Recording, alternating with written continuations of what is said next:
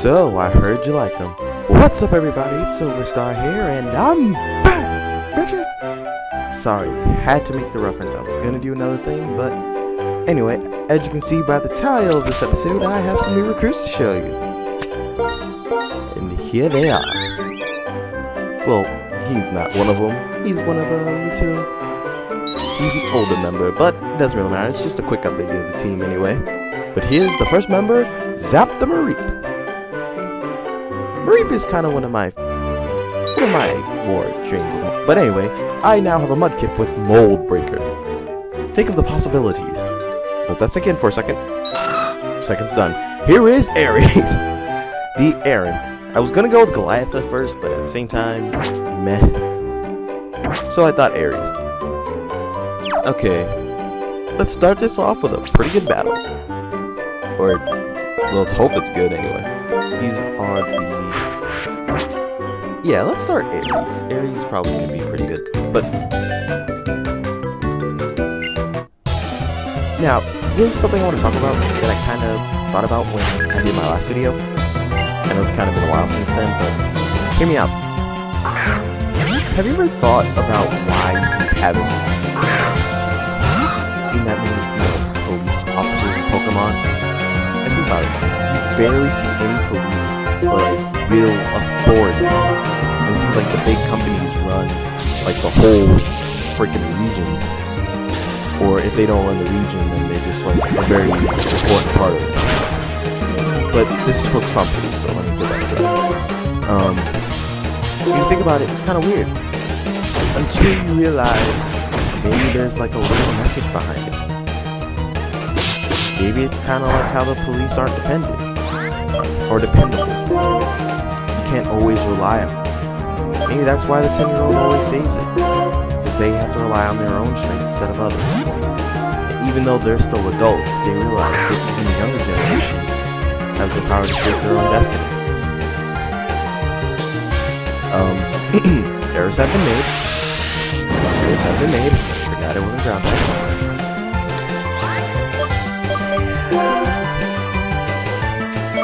That ruined the moment.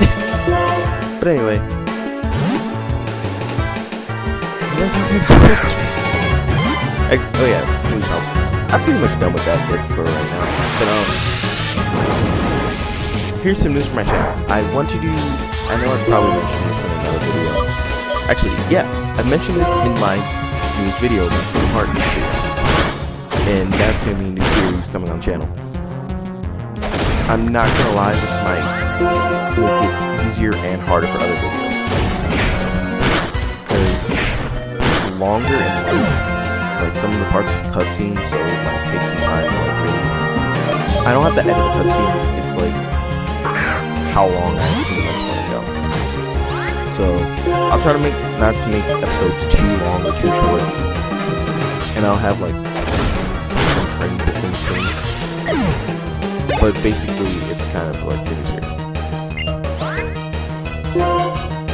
Also, I plan on doing some... What was it? I plan on doing some theories.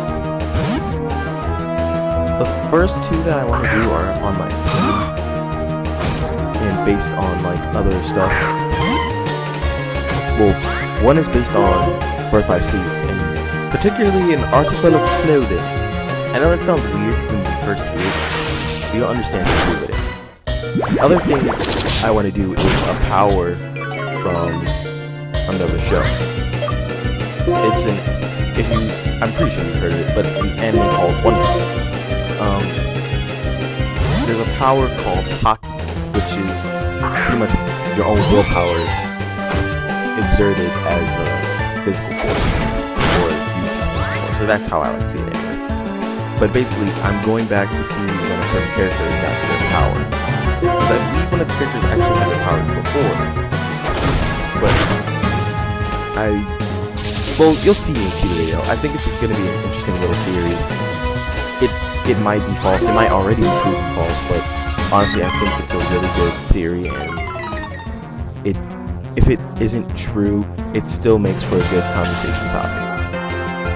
But anyway, the reason why I mention this is because if I'm going to start doing theories, then maybe you guys can give me some ideas, like little theory, little bits of what I could do as what else I could do. Like I can do other anime, I can do Pokemon, I can do Yu-Gi-Oh, like other stuff like that.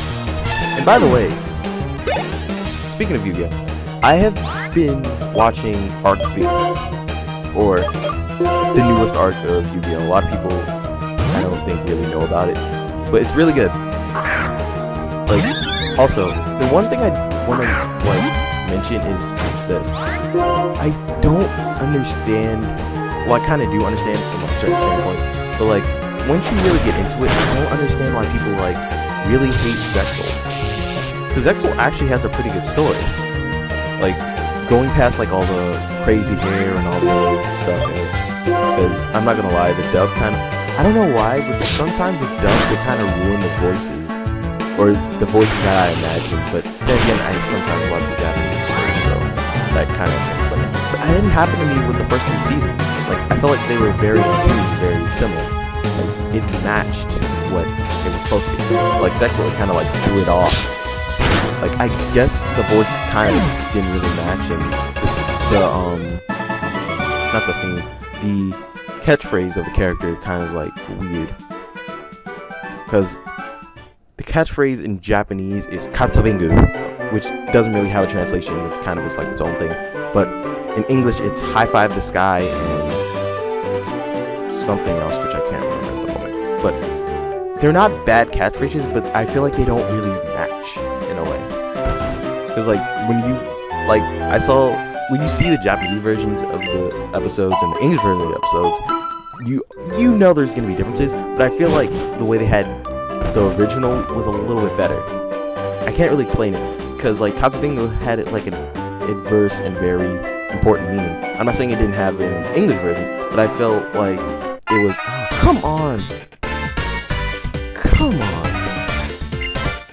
Oh, it's not a battle. Oh god, I thought it was a battle. Okay, I'm good. But I think it's like a very interesting story, but like behind the little catchphrases from his dad, it's like how he's moving on in life, and that's why I thought it was really cool. But I don't know why when I saw it in the English dub, it seemed kind of different to me. Like it didn't have that same meaning or edge to it. And I can't really explain if it's just my bias or if it's just me. But things were very similar to the Japanese dub, and why am I saying Japanese dub? It's the original, but it was pretty similar to the original, and I really do like how they do that because some shows can like derive or change stuff from the original, and it was actually very similar to it. So I kind of appreciate that. Also, Arc D is getting a dub. I heard episode 1 was out, but I didn't really watch it. But I just hope I don't have the same like idea where like the voices don't seem to match like the Japanese ones and stuff. But I really do like Arc V. It has a pretty good story. It has pretty interesting characters. Like the story revolving around is pretty interesting. I'm not gonna lie, Pendulum Summoning is kind of cheap, but if you learn how to like counter it, it's pretty interesting. Like I'm not a professional, I'm not a pro, but I love Yu-Gi-Oh, dueling, stuff like that. Like I'm really interested in the dragons. I'm not gonna say any more about the dragons because that was kind of plot revealing. Okay guys, 1 second. Okay. Sorry about that little cut. There was a little problem. But yeah, Dimensional Dragons. It's a really good. It's a really good show, and if you haven't gotten into Yu-Gi-Oh since, you know, the original or GX, which is for a lot of people, I advise checking out Arc V. You might not understand some things, but I feel like if you can understand what if you can understand what Synchro Summoning and XC Summoning is, then you can pretty much grasp the situation. But you won't understand like some of the characters' returns, like never mind, spoilers. I don't want to spoil stuff unless like you guys want to know about it. So if it's like, okay, I don't know about this, I would like to learn more, then go to www.anime.com Now learn about Yu-Gi-Oh! Okay, don't look that up. That's not an actual website. And if it is an actual website, well, then it's an actual website. I actually don't know where to go from there. But pretty much, I just thought it was interesting how like they have the story. Like each Yu-Gi-Oh! Story is interesting. The first one is the most well-known due to it has the most seasons and has a very captivating story. The second one has an interesting series which technically follows up that, and the third season also is a very good story, but I feel like after a while, like a lot of people couldn't really get into it. Well, some people did, some people didn't, but Zexal like really turned people off until you like really understand the story of Zexal. Zexal's story is kind of like a little screwed up, like not in a bad way, I guess. Well, is there really a good or bad way? The story of Zexal overall is very good, but like some parts it might actually like leave you like, oh my god, wow, this happened. And the one thing I don't understand about the Yu-Gi-Oh! Series, or at least why they didn't do this in America, they cut off the 4th season. Like a lot of people don't know that Yu-Gi-Oh! GX, Yu-Gi-Oh! 5Ds had another season right after their endings in English. I advise like looking for those because those are actually pretty interesting. But you may not understand things like how Jaden acts a little bit, and how like the 5Ds one makes sense because the English one actually needs questions like what happened to the thing up there, even if you defeat what's his name? I actually don't remember his name right now. Once you defeat the guy with the MechLord Emperor, well, the main one. I'm not gonna get into the whole story about him, but that guy with MechLord Emperor, is the thing gonna go away? The answer is no, because I'm pretty sure he even mentions it. Like even if he was defeated, like everything would still probably happen. That's why I said sometimes you really gotta include things. I'm gonna take a little thing from Cinema Things. Details, man, they are important. They really are sometimes. It's kind of weird. This is like my own little Yu-Gi-Oh! Entity. Actually, I think I might do a video on Yu-Gi-Oh! Like my own. Like, on top of the 2 theories I told you about before, I think I might do another... Yeah, I might do a theory on the, like, 4 dimensions. But, all I'm gonna say is that if you guys know, I don't want to say Infinite Crisis. Infinite Crisis technically wasn't like... Okay, I'm gonna say different worlds. They stem from like similar continuities but end at a certain point. That's basically what the base of my theory is. But honestly, they are just kind of throwbacks and little tidbits to the old show. But I feel a little like theory on it would be pretty good. I know I said this before and I'm kind of being repetitive, but like give me some suggestions on what you think I could like do some theories on. I know it's gonna be hard making videos. Like it'll be easier eventually, but because I gotta get used to it. But like with Kingdom Hearts, it's not hard to edit because basically I'm putting my voice there. I'm not really changing that much. The problem is the length, because I kind of have to record twice. Well, sometimes anyway, but like with my Pokemon videos, I kind of have to record 3 times because I have to record the top and the bottom, like separately, or that'll just like kind of ruin it. Because like don't get me wrong, I don't think most people have a problem with me like having both bars, but I feel like just having them at the same side would just like kind of ruin the experience. Because like you can see both of them, but they're kind of relatively small. But I'd rather have the one screen that's like very important, like up there where you need it, and the other one where it's like very small. The only problem I have with that is like how early in the episode, like I wanted to show you Pokemon, and that's the problem. I honestly am still kind of working around, kind of like take bits out and learning how to do that. I know I haven't done it, but like I said, it's a work in progress. So like once I get used to it, sorry, I have to stop for another thing. I gotta do a quick little edit. Sorry. I am sorry for that. Something I had to do.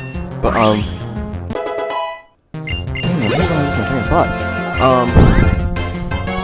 yeah, I might make a theory on it, but like the stuff with, like, I'm kind of new at this. Like, I'm kind of new, but like I said, I have to learn as I go along. Like, I don't have like image editing software like I really like, and like it's sometimes difficult for me to put like my visions onto it, because like I have lots of ideas like for my my channel, like a lot, not just my channel, but like the symbol I wanted to make for my channel. Like originally it was supposed to be like a Pokeball opening up and showing the actual galaxy, or gonna be like my favorite Pokemon, but at the same time I didn't want to like end up renaming the whole channel and all of that. Like I can't now, but I'm pretty proud of the name. But I don't know what I want to make my staple Pokemon. I wanted to do Giratina because he's my favorite legendary, but honestly I don't want to like do that.